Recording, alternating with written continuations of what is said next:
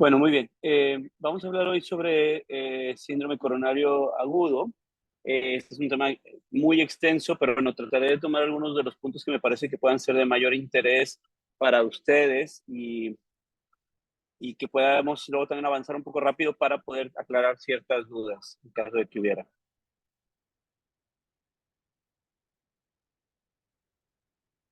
Bueno, entonces, como sabemos, los síndromes coronarios agudos es esta fase final del proceso de aterosclerosis e inflamación que en una de sus variantes puede tener ruptura de una placa con formación de un trombo, ocluir la arteria completamente o parcialmente y generar un evento de síntomas agudos. ¿Okay?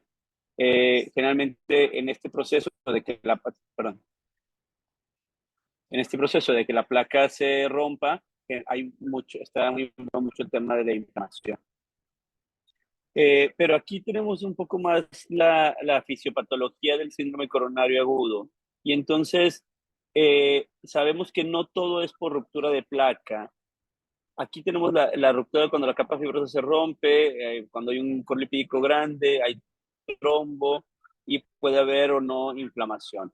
Esto generalmente sucede cuando hay placas vulnerables, puede haber una erosión de la placa, la capa fibrosa intacta, hay alta cantidad de ácido hialurónico y entonces esto hace que se pueda ir erosionando la placa. Hay algunas activaciones ahí genéticas y en un momento dado eh, puede haber, ¿cómo se dice? También inflamación. Luego tenemos el nódulo calcificado.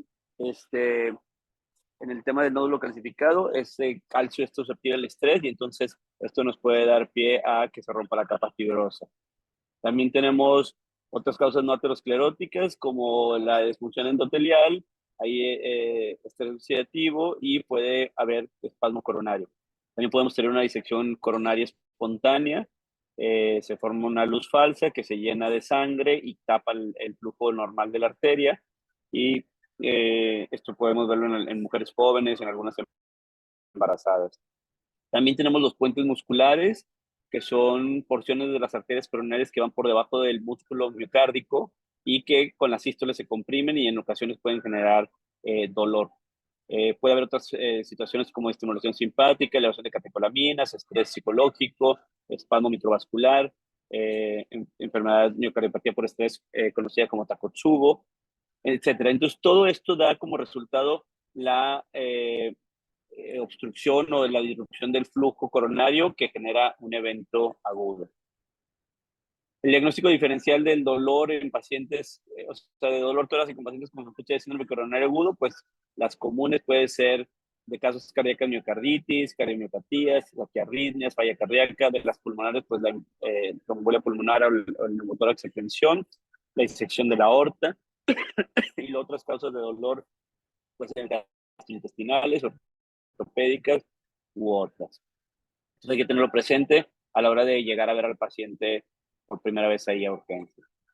Entonces sabemos que dentro de la definición universal de infarto tenemos los diferentes tipos de infarto y en el infarto tipo 1 hay una erosión o ruptura de la placa con un trombo oclusivo o suboclusivo, y que esto nos daría el cuadro más típico de un síndrome coronario agudo. Y tenemos el infarto tipo 2, donde hay un desbalance entre el aporte y la demanda de oxígeno, puede ser por aterosclerosis coronaria, espasmo coronario, disección coronaria no aterosclerótica, o simplemente un desbalance entre el aporte y la demanda de oxígeno, como sucede cuando hay anemia, tirotoxicosis, etcétera. Entonces, aquí las tenemos en el lado derecho, embolia coronaria, disfunción microvascular, espasmo coronario, Takotsubo, lo que ya mencioné hace un momento. Muy bien. Y entonces este también es como un análisis de las nuevas guías europeas del año pasado sobre síndrome coronario agudo. Lo que me parece relevante es que ahora el síndrome coronario agudo lo catalogan como un espectro y eso a mí me parece que está bastante bien. Entonces antes era demasiado marcada la división entre infarto con elevación de sangre ST y síndrome coronario agudo sin elevación del ST, pero específicamente ponían infarto sin elevación del ST, diagonal, angina inestable.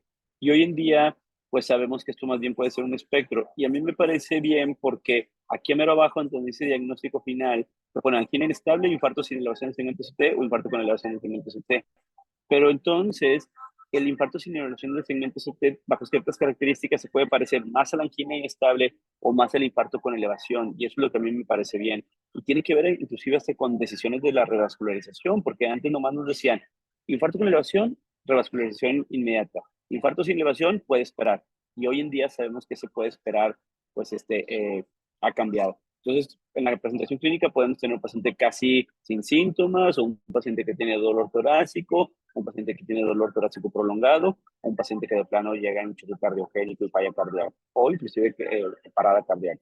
Como el hallazgo del electro, que eso también siempre es algo que me ha gustado, es entender que los síndromes coronarios agudos puedes tener electrocardiograma normal, puedes tener depresión del segmento CT, obviamente puedes llegar a tener elevación del segmento CT, o puedes tener una arritmia maligna.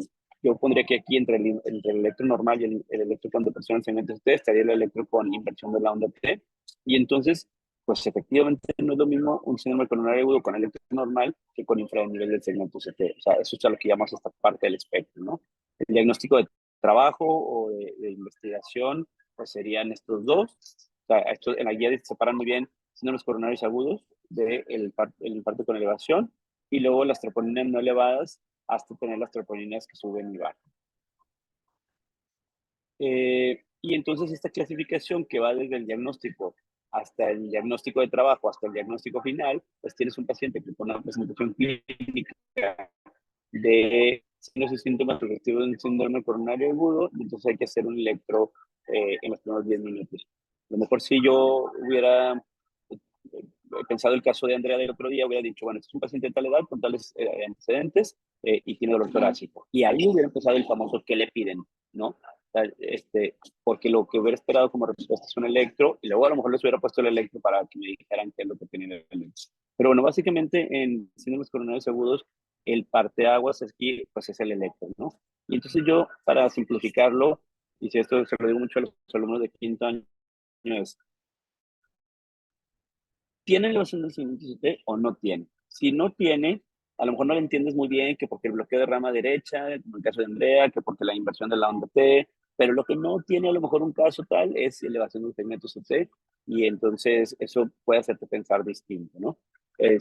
Cuando un paciente no tiene eh, elevación del segmento CT, ahí es donde también empiezas a estratificar al paciente para otras cosas.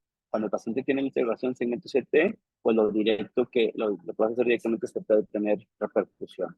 Entonces, puedes hacer otras investigaciones cuando tienes este diagnóstico en progreso, que puede ser los niveles de troponina de alta sensibilidad, hacer una angiografía, hacer un estudio de imagen. Y al final vas a tener un diagnóstico final que va a ser un infarto con elevación, un infarto sin elevación, una angina inestable, o que se descarte que el paciente tenga un síndrome coronario agudo.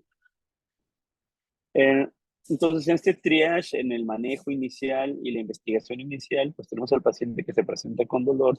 Y entonces también esto es algo que quería mencionar el otro día con el caso de Andrea, que era que se cometen muchos más errores por electros no tomados que por electros tomados. Te sorprendes cómo puede ser que un paciente llegue a urgencias, a un centro, a lo mejor no al Zambrano, pero a un centro periférico, y no se les haya ocurrido tomar al paciente un electro. Entonces, la, la, el, el umbral para tomar un electro debería ser bastante bajo. O sea, pacientes con 50 años, con una molestia que vaya así en la parte frontal del cuerpo, si hace todo tu abdomen, no pierdes nada en tomarle un electro, pero ahí es donde se hacen los buenos diagnósticos y también donde se pierden los diagnósticos, ¿no? Entonces, cuando tienes un paciente con una presentación sugestiva de un síndrome coronario agudo, que nuevamente podríamos hablar mucho sobre el tema del dolor, cómo es el dolor y que hay muchos compulsores, entiendo eso, precisamente trato de evitar eso tomando más electros de los que no tomaríamos, ¿no? Entonces, una abordaje inicial, tomar el electro, un examen físico, una historia clínica, signos vitales y niveles de troponina. Entonces, esta línea, que parece así muy bonita con sus dibujitos y todo, cada una es una recomendación de las guías. O sea, hacer un examen físico, es decir, pacientes estables es indicación 1A. Hacer una historia clínica es indicación 1A. Tomar signos vitales, tomar troponinas. Entonces, todos son indicaciones clase 1. Y entonces, obviamente, el paciente está inestable, pues a lo mejor no vas a poder hacer algunas de estas cosas, pero en general con el paciente estable es lo que viene.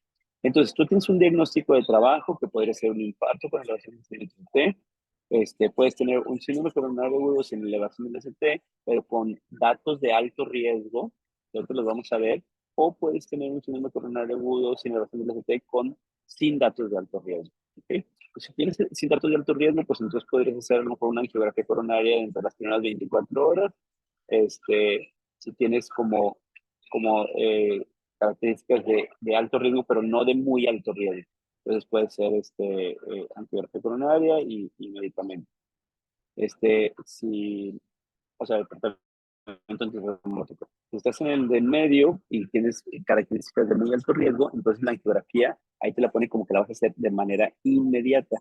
Y obviamente si tienes un infarto con elevación a la izquierda, vas a hacer una angiografía inmediata con una intervención coronaria percutánea primaria o fibrinolisis si este paciente está en ventana. ¿Ok? Otras investigaciones que vas a hacer después o que haría después es que podría ser que el paciente no requiera una angiografía de forma inmediata, a lo mejor le haces un eco, o puede ser algún estudio de imagen intravascular como un IBUS, un ultrasonido intravascular, o inclusive hasta fisiología coronaria, medir los niveles de troponina y hacer un monitoreo del electro ahí mientras el paciente está en urgencias o mientras estás esperando el diagnóstico final. Y el manejo final, pues se podría hacer una angioplastía, cirugía de revascularización coronaria, tratamiento médico a largo plazo, cambios en el estilo de vida y obviamente dejar de fumar. ¿Okay? Muy bien. Entonces, este es el abordaje que ellos proponen que le llaman ACS, A de electrocardiograma anormal. Entonces hay que hacer un electrocardiograma, primero por nada, y ver si hay datos de isquemia o algunas otras anormalidades.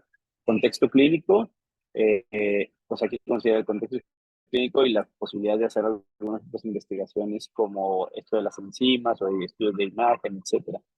Y después hacer una exploración física para ver si el paciente está estable y que no corre ningún riesgo, ¿no? O sea, una cosa que hay que recordar es que todos los pacientes que tienen un síndrome coronario agudo, les tienes que auscultar porque pueden tener, lo que ya dijimos el otro día, complicaciones mecánicas, insuficiencia mitral, ruptura de la pared libre, una CIB nueva, datos de insuficiencia cardíaca. Entonces, es muy importante la exploración física rapidita, pero hay que hacerla, ¿ok? Bueno, entonces sí, también me quiero detener un poquito aquí en el electrocardiograma en los síndromes coronarios agudos, pues ya sabemos que puedes tener elevación del segmento CT, puedes tener un infranivel en segmento CT o una inversión de la onda T o un electro normal, ¿no? Y aquí se ponen ejemplos de eso, nada más para aclarar, obviamente, que la elevación del segmento CT la tomamos a partir del punto J, y entonces ahí es donde se puede ver la elevación del segmento CT, ¿no? Y en el lado derecho, pues no quedaría mucha duda de la elevación del segmento CT. Eh, entonces, el diagnóstico electrocardiográfico de infarto agudo del miocardio, o sea, de síndrome coronario agudo con elevación del CT es, bueno, primero que nada, está en las guías como clase 1 que los electrocardiogramas en un síndrome coronario agudo, además de las 12 derivaciones, tienes que poner las derivaciones izquierdas que llegan hasta posterior, o sea, B7, B8, B9, y tienes que hacer las derivaciones derechas, ¿ok? Entonces, el criterio es más de 1 milímetro de elevación del ST en dos derivaciones contiguas. Eso se refiere a dos derivaciones que vean la misma pared del corazón. O sea, B1 y B2 ven el septum, B1 a B4 ven la pared anterior, B5, B6 ven la pared lateral, D1 a BL ven la pared lateral alta, D2, D3 a BF ven la pared inferior. Entonces, tienen que estar dos de esas con elevación del segmento superior. ¿Okay? No se vale que esté B6 y, no sé, D2 nada más. Eso no es así. Puede ser que haya elevación de 2 milímetros en B2 o B3 en hombres, o de más de 1.5 milímetros en mujeres, o tener un bloqueo de rama izquierda nuevo, y también inclusive se ha mencionado bloqueo de rama derecha nuevo, también se podría considerar como parte del diagnóstico. Muy bien. Y esta es otra cosa que creo que es importante para ustedes, para todos, ¿verdad? Recordar esto, que cada derivación pues den una parte del corazón, la parte septal, la pared anterior, la pared lateral baja, la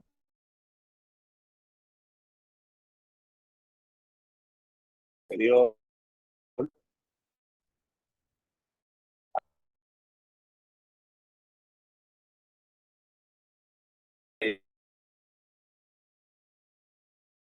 posteriores cuando vemos, entonces como decirte, porque no se las estamos tomando de inicio, pues entonces veríamos un infranivel en espejo, o sea, eh, eh, en, en B. Y pues obviamente estas paredes corresponden a una arteria, entonces la descendente anterior pues prácticamente irriga de B1 a B6, pero bueno, específicamente aquí de 1 a B4, la circunfleja irriga la pared lateral, que es B5, B6, D1 y ABL, y la coronaria derecha irriga la pared inferior, aunque a veces como la dominancia es izquierda, que pasa nada más en el 5% de los casos, pues podría ser la circunfleja la que irrigue la pared inferior, ¿no? Entonces, estas dos cosas son importantes de recordar, esta y esta, ¿sí? La verdad es que no puedes andar por la vida sin saber estas dos cosas porque no sabrías qué está pasando muy bien. Otra cosa que estaba en el electro del caso que presentó Andrea es que los cambios en el electro de los síndromes coronarios agudos con elevación del ST suceden bastante rápido. Entonces, en un primer momento puede nada más haber una onda T acuminada y luego a los 15 minutos ya puedes empezar a tener elevación del segmento ST. En unas cuantas horas tendrás la elevación del segmento ST, empezará a perder el vector de la R tamaño y empezará a formarse una onda Q. Si no mal recuerdo, creo que en el caso de Andrea había una pequeña onda Q ahí en el electro que se veía. Y luego, al día, ya va a empezar a bajar el ST, vas a tener inversión de la onda T y vas a tener una onda Q mucho más prolongada. Y esto es relevante porque luego a veces nosotros llega un paciente de 30 minutos de retraso de definición, luego lo metemos a hemodinamia, le ponemos un stent y luego como quiera vemos ondas Q o vemos pérdida del vector de R y pues sabemos que hay necrosis por más que lo hicimos bien, ¿verdad? Entonces, probablemente necrosis transmural, ¿no? Eh, Inversión del T y luego se normaliza el segmento CT y ya no se queda la onda T invertida con la onda Q bien puesta a los días ya y luego en semanas o después pues, se puede normalizar todo, pero se queda ya la onda Q muy marcada, ¿no? Y luego recordar que un paciente que tiene onda Q, así como se ve al final, pues también puede tener otro infarto y entonces tendrías una onda Q pronunciada, pero con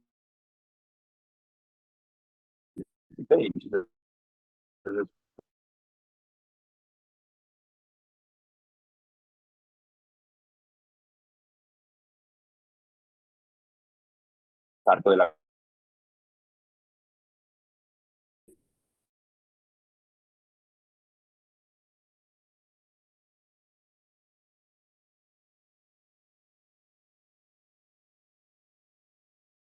del 20%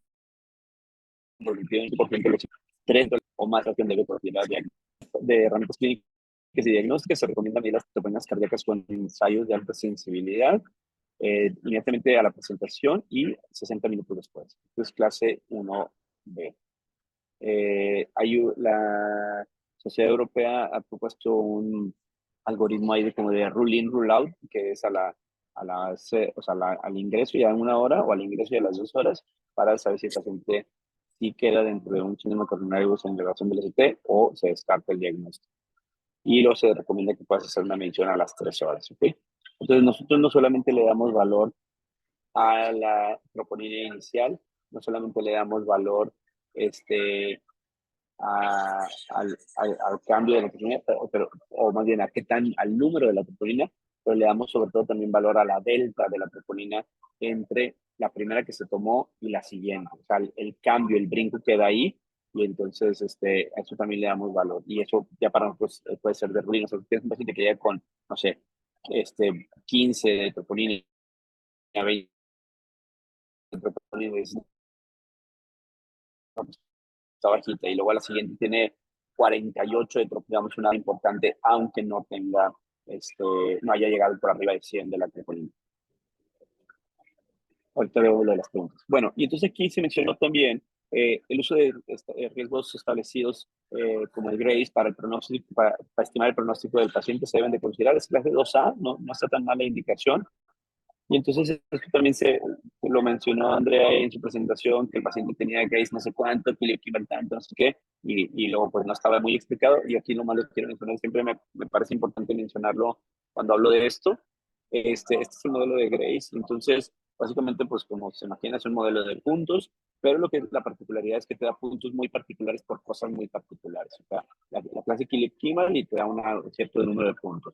La presión sistólica, la frecuencia cardíaca, la edad, el nivel de creatinina y otros factores como haber tenido parada cardiorrespiratoria en admisión, movimiento del segmento CT, o sea, cambios dinámicos del segmento UST, como lo llamamos, o elevación de las enzimas cardíacas.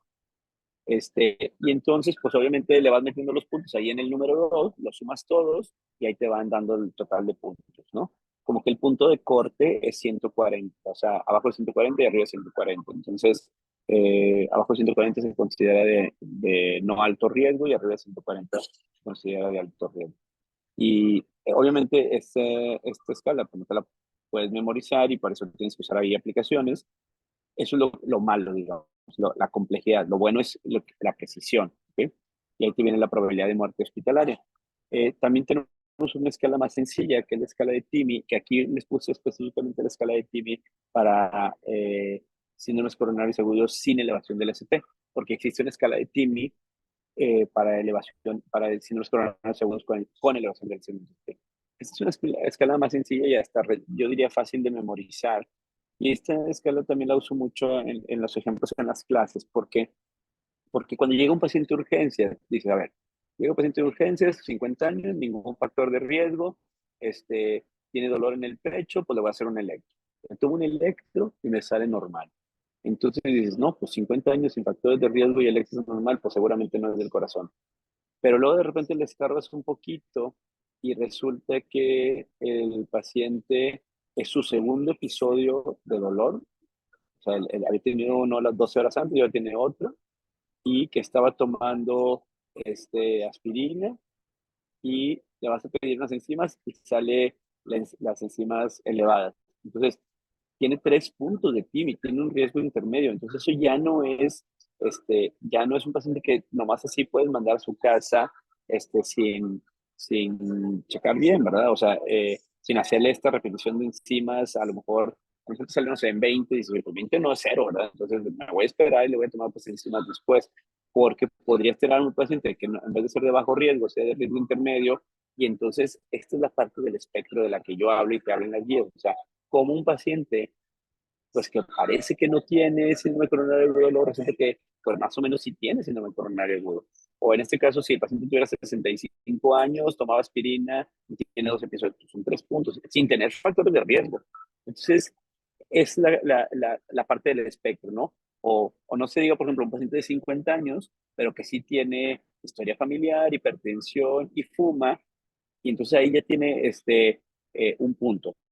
Y luego tiene lo de que ha tenido 2 episodios de angina y estaba tomando aspirina por la razón que sea. Tiene 3 puntos, un paciente de 50 años con electro normal, ¿ok? Entonces, eh, o bien dices, oye, pues electro normal, troponina normal, pero tiene depresión de segmento CT. Espérate, ahí también tiene un punto más los factores de riesgo. Entonces, ese es el tipo de tema del espectro donde no puedes estar tan encasillado en cuadros, sino que tienes que ser una banda, ¿no? Y entonces tienes que tomar estas decisiones de que lo dejo con urgencias más tiempo, lo dejo en observación para tomar otras enzimas, le hago un eco, o de plano tiene ciertas características de alto riesgo o de muy alto riesgo y entonces mejor me lo llevo a hacer una angiografía coronaria temprana.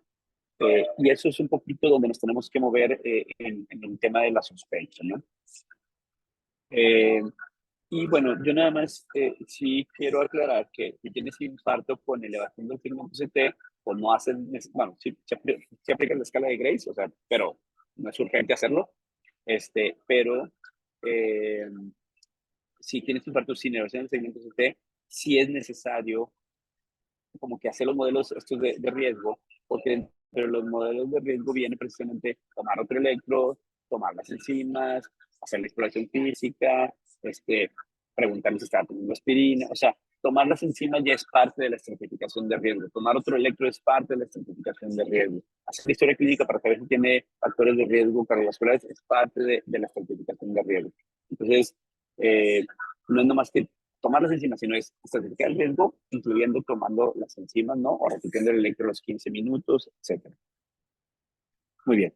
Entonces, estos dos esquemas que están a continuación, creo que son como el gran resumen de las guías para mi gusto. Este es digamos, la ruta en pacientes con síndrome coronario agudo con elevación de los segmentos CT. Aquí como que para los cardiólogos te hablan un poco del tiempo total de isquemia, los tiempos, etcétera, pero bueno, nosotros vamos a enfocar sobre todo un poquito más hacia el lado izquierdo. Entonces tienes un paciente que inicia con síntomas, este, y, y va a la urgencia, bueno, no, presenta síntomas y tiene un electrocardiograma consistente con una elevación del segmento CT. Entonces, el paciente puede tener su primer contacto médico, ya sea porque el paciente se presenta por su propia cuenta en el hospital o porque habla a un servicio de emergencias. ¿Okay? Entonces, el sitio donde el paciente se puede presentar para su primer contacto médico puede ser o la ambulancia o un centro que no tiene capacidad para intervención coronaria percutánea o un centro que tiene capacidad para intervención coronaria percutánea. El paciente llegó urgente de un centro con capacidad de intervención coronaria percutánea, se escoge la estrategia de intervención coronaria percutánea primaria y el objetivo es cruzar la guía a través de la obstrucción antes de 60 minutos. ¿Okay? El paciente llegó, ya tenía a lo mejor, ahí le tomaron el electro o ya traía el electro y en 60 minutos se tiene que cruzar la guía. Cuando el paciente se presenta en una ambulancia, o sea, lo ven por primera vez en una ambulancia o en un centro que no tiene intervención coronaria percutánea, viene este gran tema de los 120 minutos. Entonces te dicen, ¿es posible hacer una angioplastia coronaria en menos de 120 minutos? Y eso se refiere que no es que estés a 120 minutos de un hospital donde se puede hacer una angioplastia coronaria, sino que te pueden hacer la angioplastia coronaria en los siguientes 120 minutos. ¿Okay? Entonces, eso quiere decir que el centro, pues a lo mejor tiene que estar a 60 minutos para que luego queden otros 60 minutos para hacerte la angioplastia, más o menos. Y entonces, si sí tiene la capacidad de hacer una angioplastia coronaria en menos de 120 minutos, lo recomendado es una estrategia de intervención coronaria percutánea primaria, y ahí el objetivo es cruzar la guía en menos de 90 minutos. O sea que eso implica que hay que transferir al paciente a un centro con capacidad de intervención coronaria percutánea. Esto de transferir al paciente es indicación clase 1.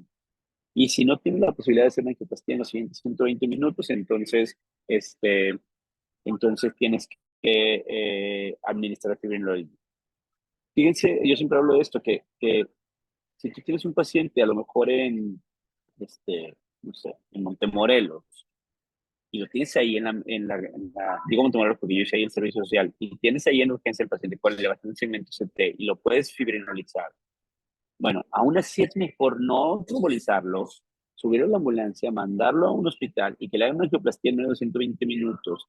Entonces, ¿cómo puede ser que lo voy a dejar con una arteria tapada 120 minutos contra yo que lo fibrinolice aquí? La respuesta es que hay varias cosas. Una, la tasa de repercusión de la fibrinolisis en general es como del 50%. Entonces, como quiera, eventualmente tendrías que llevarlo, si falla, a hacer una angioplastia. Y en pacientes que sí reperfunden con trombolisis, la tasa de mortalidad al mes, a los 6 meses y al año es más alta que en los pacientes que con angioplastia primaria. Entonces, por eso se prefiere hacer angioplastia primaria en vez de hacer fibrinolisis hasta donde se puede. Bueno, y ese es el esquema para síndromes coronarios agudos sin elevación del segmento CT. Y quiero que aquí pongamos atención. A lo mejor esto, aunque hay más diapositivas, a lo mejor aquí podremos dedicarle tanto tiempo y luego tratar de terminar pronto. Entonces, los pacientes presentan con síntomas de un síndrome coronario agudo y un electrocardiograma consistente con un síndrome coronario agudo sin elevación del CT. Están en un centro que no tiene capacidad de intervención coronaria percutánea o están en un centro que sí tiene capacidad de intervención coronaria percutánea. Y luego quiero que pongamos atención en esto que viene aquí, estratificación de riesgo. Entonces viene muy alto riesgo. Estas palabras son medio confusoras cuando lees la guía porque están como trabalenguas. Muy alto riesgo o no alto riesgo. ¿Okay? Entonces, esas son las tres ideas. Muy alto riesgo, no alto riesgo. ¿Qué significa muy alto riesgo? Vamos a leerlo. Inestabilidad hemodinámica con choque cardiogénico, dolor torácico continuo o refractario al tratamiento médico, falla cardíaca aguda, secundaria a la isquemia miocárdica, arritmias letales o parada cardíaca cuando el paciente lo encontraron, complicaciones mecánicas o cambios dinámicos del electrocardiograma sobre estudios que se suele se baja, se vuelve a subir, te baja. Esas son las características de muy alto riesgo. Y como digo yo, si vas las flechas, terminas en una estrategia invasiva inmediata. Y eso es clase 1. Entonces, por eso hablo del espectro, porque este paciente que no tiene elevación de segmento ST se parece más al que sí tiene elevación de segmento ST que a la angina inestable. ¿Ok? Y ese es el tema del espectro. Ahora, vamos a ver, características de alto riesgo. Diagnóstico confirmado de un infarto sin elevación del segmento ST basado en los algoritmos de la EST. O sea, tiene troponina elevada, vamos a decir. Entonces, bueno, se confirma. Tiene un score de grade mayor de 140, ¿ok? Tiene elevación del segmento ST que puede ser transitoria y luego se normaliza, o cambios dinámicos del segmento ST o del lambda T, se considera de alto riesgo. Este paciente tiene que hacer una estrategia invasiva en menos de 24 horas, y eso es clase 2, pero cuando el paciente está internado, pues la estrategia invasiva es clase 1, ¿ok? Y luego, cuando el paciente no tiene características de alto riesgo, entonces los pacientes, si tienen baja probabilidad de angina, puede hacerse una estrategia invasiva selectiva, o sea, le haces un estudio de demostración de isquemia, y si sale positivo, pues lo haces una ecografía, ¿ok? Muy bien. Entonces, esto es un poquito lo que apoya el tema del espectro. Esta diapositiva creo que es importante para que luego la busquen ahí en las 10 y la repasen un poquito. Aquí está, dice, tienes que hacerla inmediata cuando tienes angina refractaria, tienes que hacerla temprana entre las primeras 24 horas cuando tienes alto riesgo como un Grace mayor de 140, tienes que hacerlo retardado de las 25 a 72 horas cuando tienes un riesgo intermedio, un Grace entre 109 a 104 o un TIMI score mayor de 2, mayor o igual a 2, o una fracción de exposición baja, o angina postinfarto, o si tienes diabetes. Y luego ya la intervención guiada por isquemia, o cuando es de bajo riesgo, y entonces aquí tienes que hacerlo por una prueba de detección de isquemia. Entonces, estas es las indicaciones para la tabla que vimos hace un momento, o las tablas que vimos hace un momento. Entonces, se recomienda el tratamiento de reproducción en todos los pacientes con infarto agudo del miocardio con elevación del segmento ST y síntomas menores de isquemia menores de 12 horas de evolución. Todos tienen que ir en angioplastia. La estrategia de intervención coronaria percutánea primaria se prefiere sobre la trombolisis y el tiempo anticipado es de menos de 120 minutos, es clase 1A. Si no se puede realizar intervención coronaria percutánea primaria, entonces se recomienda trombolisis durante las primeras 12 horas, es clase 1A. Se recomienda intervención coronaria percutánea de rescate para la trombolisis fallida o en la presencia de inestabilidad eléctrica o hemodinámica, aumento de isquemia o angina persistente. Entonces, si le das trombolisis y falla o después hizo inestabilidad hemodinámica o aumentó la isquemia, lo tienes que llevar a angioplastia de rescate. ¿Okay? Eso es clase 1A. Para propósitos prácticos, y aquí lo vamos a ver a continuación, todos los pacientes con trombolisis, reperfundan o no reperfundan, tienen que ir a angioplastia. En pacientes con diagnóstico de infarto con elevación de segmentos de evolución más de 12 horas, se recomienda una estrategia de intervención coronaria percutánea primaria en presencia de síntomas persistentes, inestabilidad hemodinámica o arritmias con comportamiento en la vida. Es clase 1, nivel de evidencia C. Y una estrategia rutinaria de intervención coronaria percutánea se puede considerar en pacientes de 12 a 48 horas de presentación de inicio de síntomas. Es clase 2A, o sea, solo de forma rutinaria. En cuanto a trombolisis, traslado a todos los pacientes a un centro con capacidad de ICP después de trombolisis. Se recomienda angiografía urgente e ICP de arteria responsable de infartos, está indicada en pacientes con insuficiencia cardíaca atrofia agudo persistente después de la trombolisis, porque hay pacientes que los trombolizas y luego desarrollan insuficiencia cardíaca aguda o choque. Y se recomienda una angiografía e ICP, está indicada de 2 a 24 horas después de una trombolisis exitosa. Entonces, esta es una pregunta de examen típica. ¿A las cuántas horas llevas al paciente a hacer una angioplastia después de una trombolisis exitosa? De 2 a 24 horas. Estrategia invasiva en síntomas coronarios agudos con elevación de segmento ST. Se recomienda una estrategia invasiva durante la admisión hospitalaria en pacientes con síndrome coronario agudo con criterios de alto riesgo o alto índice de sospecha de angina inestable. Entonces, estrategia invasiva durante la admisión en pacientes sin elevación de ST con criterios de alto riesgo, 1A.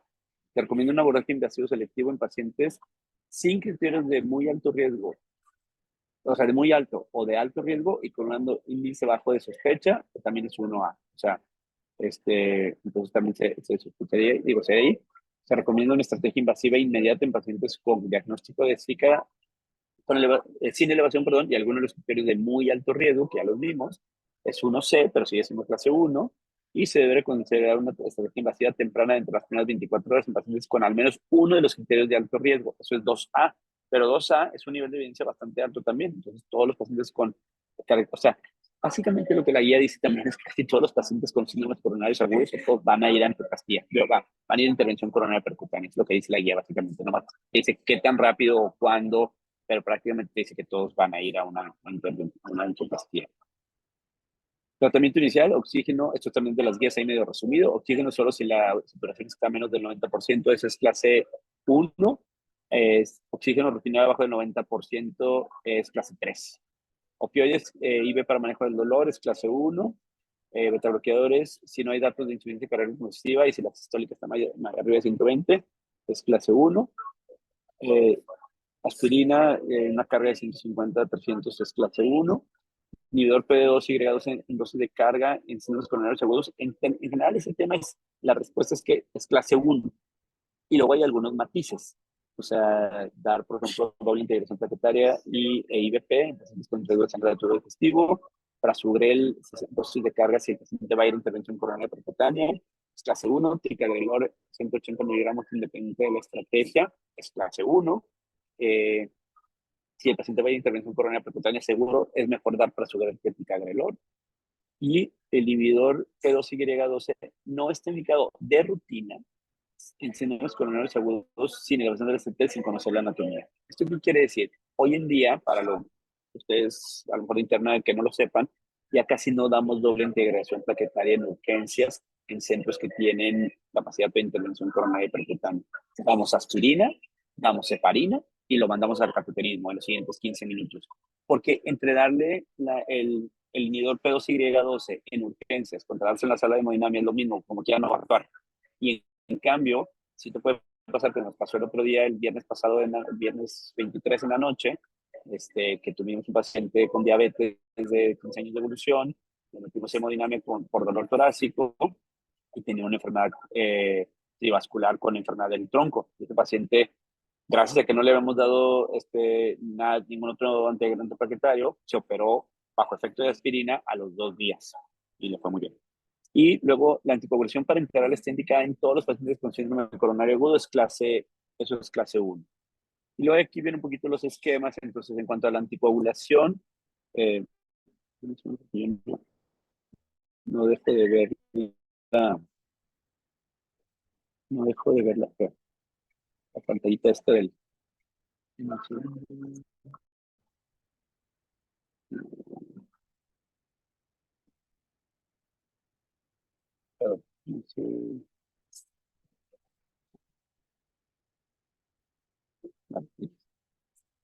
Entonces, eh, perdón. Entonces, sí me quedo aquí un poquito rápido. Tenemos la anticoagulación, puede ser heparina no fraccionada, enoxaparina, vivaluridina o fandaparinux. Y en los síndromes coronarios agudos sin elevación del ST sería heparina no fraccionada, enoxaparina o fandaparinux, dependiendo de cuándo vaya al cateterismo. La tratamiento antiplaquetario de rutina, aspirina es clase 1, dar un inhibidor P2Y12 para intervención coronaria percutánea primaria es clase 2B y dar un inhibidor P2Y12 en pacientes con seno coronario sin elevación del ST es clase 3, o sea que no hay que darlo, ¿okay? Hay que esperar a ver la anatomía coronaria. Cuando haces una angiografía coronaria invasiva, entonces ya ahí puedes dar prasugrel o ticagrelor, y si no, pues clopidogrel.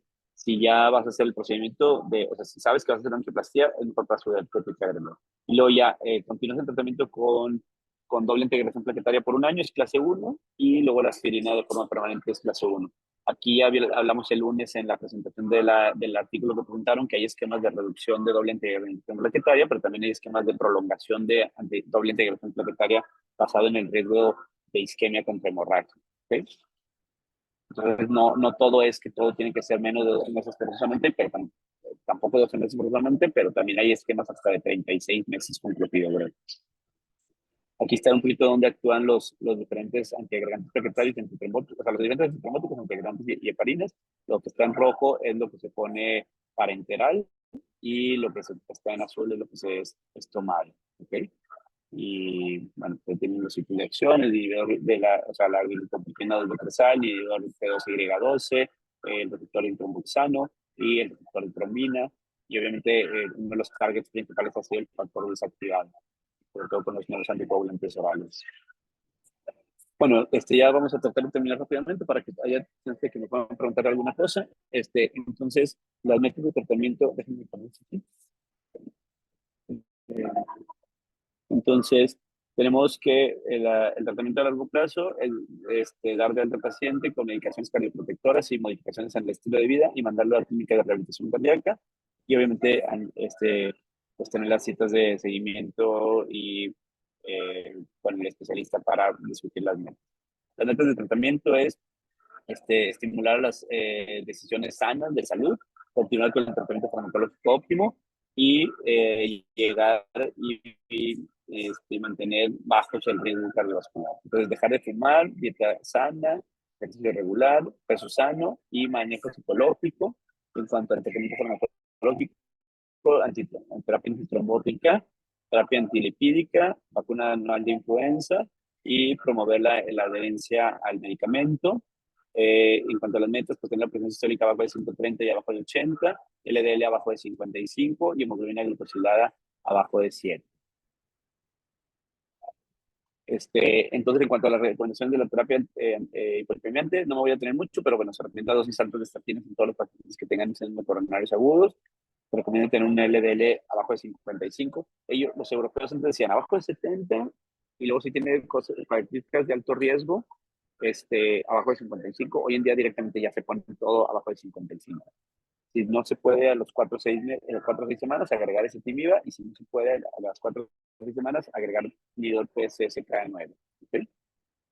Entonces, esto no hay que quedarse a medio camino en cuanto al tratamiento hipolipemiante. O sea, yo veo mucha gente que se queda a medio camino, les baja el LDL a 98 y ahí los dejan. Y las metas no dicen eso. Y es que los estudios son clarísimos para demostrar cómo los pacientes se vuelven a infartar si no llegan a estos niveles, ¿verdad? Entonces, no es una cosa de juego, ¿verdad?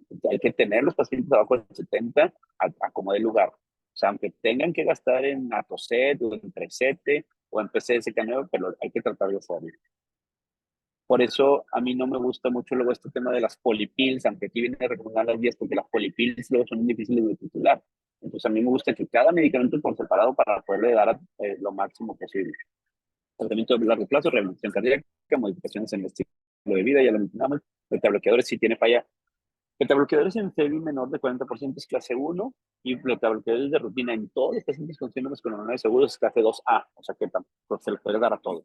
Y hay síndromes coronarios agudos en pacientes con síntomas de insuficiencia cardíaca, FEBI menos del 40%, diabetes, hipertensión y o enfermedad renal crónica. O sea que casi todos los pacientes tienen la clasificación IECA, tarde o temprano. Inhibidor, antagonista receptor de mineralocorticoides en FEBI menor del 40% insuficiencia cardíaca o diabetes. Okay, hay que hacerlo. Vacuna de influenza es clase 1A, la colchicina 0.5 al día es clase 2B, más o menos, pero se puede considerar. Muy bien, eso es todo en cuanto a la presentación. Obviamente las guías tienen, no sé, miles de páginas, y hablar de infarto con elevación e infarto sin elevación al mismo tiempo, pues puede ser medio complejo, pero bueno, puede ser así el resumen de lo que me parece lo más importante. Les pediría, si alguien tiene dudas, este es el momento ideal para estas dudas.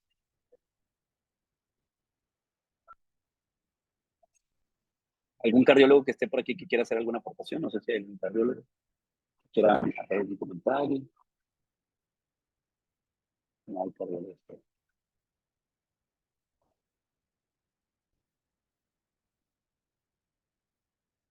Bueno, si no hay dudas, entonces déjenme decirles. Si el paciente llega a urgencias, Víctor. ¿Qué tal, doctor? Buenos días. Unas dudas. En el caso de síndrome coronario agudo, su diagnóstico por electrocardiograma sobre un bloqueo de rama izquierda nuevo, ¿específicamente tiene que cumplir los criterios de Esgarbosa o puede ser considerado con cualquier bloqueo de rama izquierda nuevo? Esa es buena pregunta, porque los criterios de Garbosa es para diagnosticar infarto con elevación en un paciente que ya tenía bloqueo de rama izquierda. ¿Okay? Y entonces la guía se limita, digo, eso es, por ejemplo, si tú ya sabes que la gente tenía bloqueo de rama izquierda y viene con un síndrome coronario agudo o lo que parece, pues ahí tendrías que aplicar los criterios de Garros. O sea, pero en general el criterio es que si tiene un bloqueo de rama izquierda nuevo, ese es el criterio. Ok. Y en el caso de no dar siempre los inhibidores del P2Y12 en síndrome coronario sin elevación del ST, ¿puedes repetir lo que dijo respecto a lo de no saber la anatomía coronaria? Sí, entonces, o sea, la recomendación ha sido que si el paciente no tiene elevación de segmentos CT, tiene un síndrome coronario sin elevación de segmentos CT y está en urgencias, no darle el segundo antiagregante plaquetario, en este caso el inhibidor P2Y12, hasta que no hayas pasado el paciente hemodinamia, le hayas hecho la angiografía diagnóstica y conozcas la anatomía coronaria. ¿Ok? Ahí, en ese momento, si decides hacer una angioplastía, ahí le vas a dar el segundo agente antiplaquetario.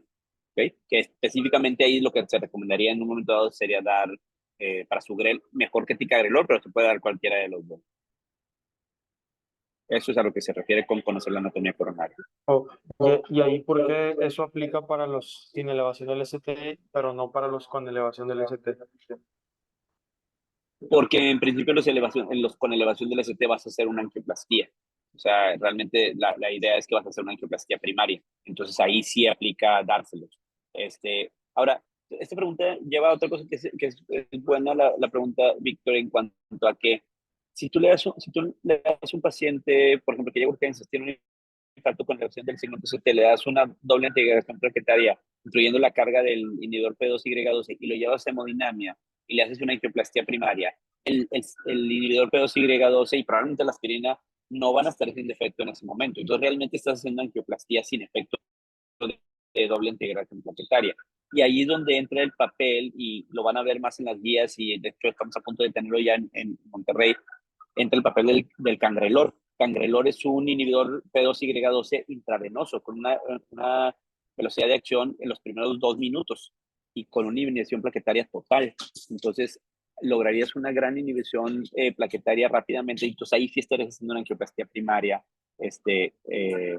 con efecto de doble integración plaquetaria en un dado. Entonces, es eso. La explicación es porque muchos pacientes con síndrome coronario sin elevación del ST tienen que ir a urgencias, tienen que ir a cirugía, perdón, y no pueden ir porque ya les diste doble integración plaquetaria.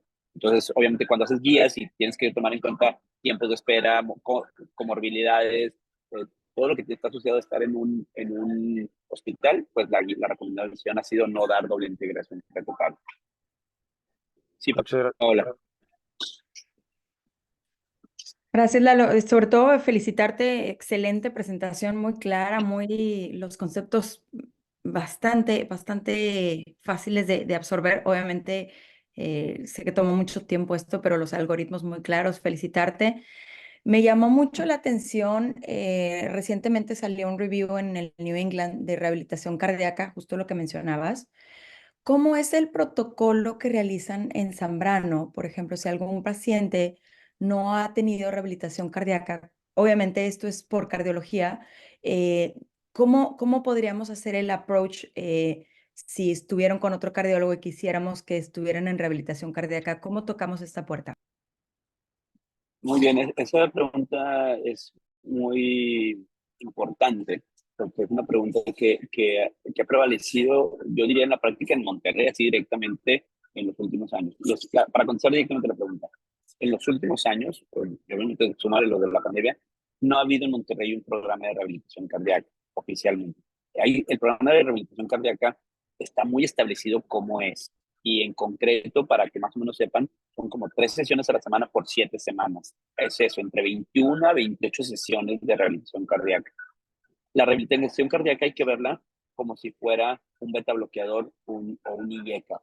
Mejora la sobrevida, mejora la clase funcional, mejora los síntomas. Entonces es como si fuera una pastilla. Se tendría que hacer en pacientes postoperados de bypass, pacientes, ¿cómo se dice? Después de un infarto, en pacientes con falla cardíaca. Entonces, la respuesta de pregunta es que no hay un programa de rehabilitación cardíaca en Monterrey.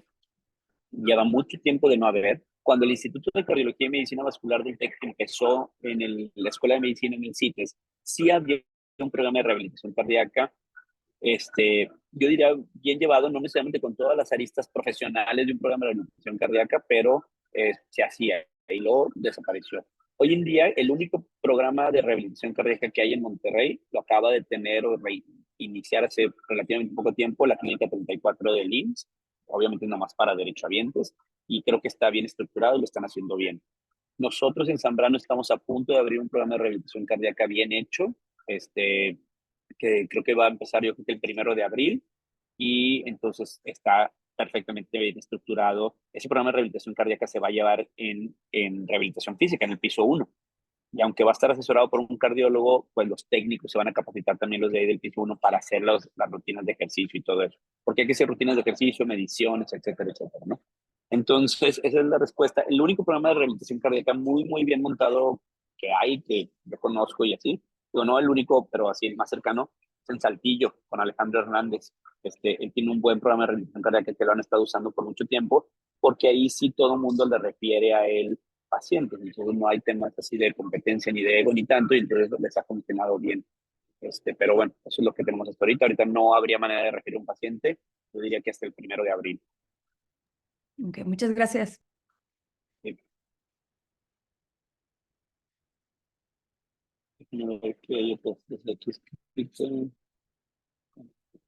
Bueno, y entonces, nuevamente, electro para todos, pronto, enzimas cardíacas para todos. Aquí luego en urgencias se hace mucho de tomar dímero D y BNP. Eso no es para todos, no está en las guías. No se tienen que acostumbrar a eso. Yo creo que electro y troponina puede ser algo que diferencia rápidamente. Pero si queda duda, sí es importante no tener miedo de retener al paciente en urgencias unas horas más para hacerle unas segundas troponinas y tomar decisiones, ¿no? Como les dije, prácticamente todos los síndromes coronarios agudos se van a terminar a lo mejor en un cateterismo, ya sea porque elevó enzimas o porque tiene elevación del OCT, obviamente, o porque le hiciste una estrategia invasiva guiada por isquemia y resulta que le haces una encuesta y sale positivo, pues entonces el paciente también probablemente terminaría ¿cómo se llama? También terminaría en un cateterismo. Todos los pacientes con trombolisis, todos tienen que ir a angioplastía, así sea exitosa o de rescate, aunque si es de rescate el pronóstico puede ser peor que si ni siquiera se hubiera intentado dar trombolisis en el primer momento. Y luego está el tema de choque cardiogénico, que eso creo que, tomando que no hay, a lo mejor mucho más pronto voy a tomar un minuto para eso. Entonces, hay dos cosas súper novedosas en el tema de choque cardiogénico. La primera es que vale la pena tomarse más minutos para determinar si el paciente tiene choque cardiogénico o no. O sea, esto va un poquito en contra de salir corriendo inmediatamente a sala de hemodinamia con el paciente sin haber hecho aclarado este estatus. Hay cosas sencillas como tomar una gasometría venosa, o sea, que eso no te parece algo tan rutinario cuando un paciente trae dolor y la elevación del ST, pero le tomas una gasometría venosa, si el paciente trae lactato elevado, a lo mejor ya está en choque cardiogénico, o si la frecuencia cardíaca, o la presión arterial, o la perfusión, o el estado en que está el paciente. Entonces, lo que hacemos cuando eso pasa es, y esto es lo que es novedoso, es que si el paciente está en choque cardiogénico, tú lo llevas a sala de hemodinamia, ¿no? O sea, elevación del ST, lo llevas a sala de hemodinamia. Y lo que haces, que es súper interesante, es que ya con el paciente ahí, listo para que le pudieras hacer una angioplastía primaria, no haces eso. Lo que haces es que le pones un Swan-Ganz y le haces un cateterismo derecho. Y haces como dice, el fenotipo del choque cardiogénico. Si es falla ventricular derecha, falla ventricular izquierda o biventricular. Y si el paciente está en choque cardiogénico con, vamos a decir, falla ventricular izquierda, antes de la angioplastia primaria, lo que haces es ponerle un dispositivo que descargue el ventrículo izquierdo, que podría ser un balón de contrapulsación o podría ser un impela, por ejemplo. Entonces, tú descargas el ventrículo izquierdo con el impela o con el balón, dejas que se libere un poquito el paciente y después le hacen la angioplastía. ¿Y por qué es esto? Porque en la historia del choque cardiogénico, todos los años previos, la gente, angioplastia primaria, para que cuando lo destape la arteria salga del choque, el paciente se salve. Pues no, mortalidad del 50% todos los años. Hasta que no cambiaron a hacer esto, es que empezó a cambiar la mortalidad o la sobrevida, vamos a decir, y subió de una sobrevida del 50% a una sobrevida del 85%. Gracias a primero poner el dispositivo de asistencia mecánica y después hacer la angioplastia primaria. Entonces, esta es la gran novedad en el tema de infarto del miocardio con choque cardiogénico, que no es angioplastia primaria primero, sino que es primero soporte mecánico circulatorio y después angioplastia. Se ha visto que si tú destapas a un paciente, le haces una angioplastia primaria, esa repercusión daña mucho el corazón y entonces por eso a los pacientes no les iba bien. En cambio, descargarle el ventrículo izquierdo y que se aliviane y bajar el lactato y que el paciente baje la cuña y que esté mejor, antes de la angioplastia primaria se ha visto que tiene mejor resultado. Entonces, ahora además de tener sensibilidad para diagnosticar infartos con o sin elevación, hay que tener sensibilidad para diagnosticar choque. Entonces, es una cosa que como internistas también lo deben de saber y de poder entender, ¿verdad? O sea, que vale la pena tomarse unos minutos más para determinar si hay choque y en un momento dado, para hacer el soporte mecánico, ahí mismo en urgencia, si fuera necesario, poner un balón o qué sé yo, antes de subirlo a hemodinamia a hacer una hipotrofia, ¿no? Bueno, muy bien. Pues espero que sea de utilidad la información. Obviamente, hay mucho que leer, no espero que lo lean todo porque pues ustedes están haciendo medicina interna, no una residencia de cardiología, entonces, pero creo que hay puntos que se pueden leer fácilmente, hay resúmenes de las guías, y bueno, al final de cuentas sí tienen que saber, como siempre digo, pues en algún momento de las 4 años de especialidad tienen que ser mucho de cardio, así como tiene que ser mucho endocrino, mucho de onco, mucho de todo, entonces pues aquí es el momento de aprender un poquito más de cardio y ser como cardiólogos, ¿no? No tiene nada de malo emular a ser cardiólogo y pues eso es creértela y es como más puedes aprender, ¿no? Yo le recomiendo que, bueno, los que estén en San José la tienen ahí un poco más fácil porque pues no tienen pacientes de cardio que estén ahí, pero le recomiendo que los que están en Zambrano no dejen de ver pacientes de cardio nada más porque recién, o sea, traten de ver la manera como sí ver pacientes de cardio, ¿ok? Y no que no les tapen ahí un poco los residentes de cardio para poder ver los pacientes y aprender y ver el electro y auscultar y todo eso. Y, sí, y pregúntenle si no, únanseles, o sea, pero no dejen de ver pacientes de cardio. ¿Okay? Muy bien, bueno, pues yo me voy a cursar